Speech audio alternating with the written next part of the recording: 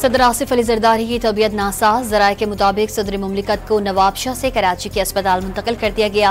Checkup जारी है।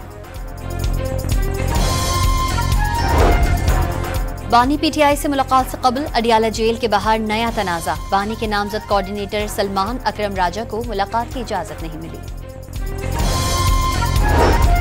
वज़ीर आला खैबर पख्तूनख्वा का पन बिजली के बकाया जात से मुतालिक वज़ीर आज़म शहबाज शरीफ को मरासला। अदायगियां न होने से 75 अरब रुपए के वाजिबात जमा हो गए। मसला फौरी हल करने का मुतालबा।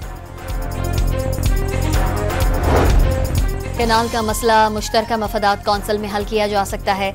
नून लीग मीडिया में बातें करने के बजाय मामला CCI में लाए। गवर्नर खैबर पख्तूनख्वा फैसल करीम कुंडी की डेरा इस्माइल खान में सहाफियों से गुफ्तगू।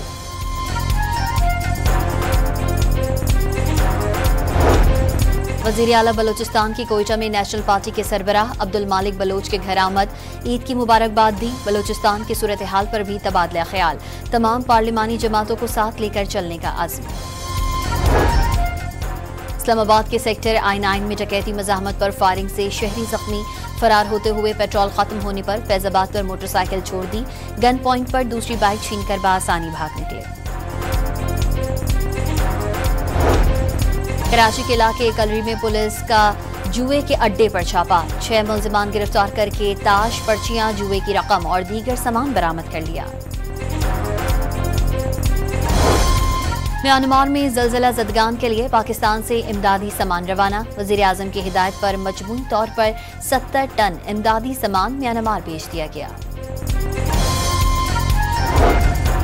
ईद के दूसरे रोज शहरियों के सैर सपाटे, तफरीगाहों का रुख कर लिया। कराची में सी व्यू पर शहरियों के डेरे।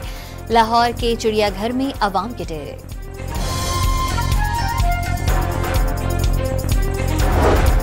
और लाहौर में ईद पर वन विलिंग करने वालों की शामत आ गई। डॉल्फिन फोर्स ने 58 मनचले गिरफ्तार कर लिए। वाज़े कर दिया जो पकड़ा गया ईद जेल में गुजारेगा।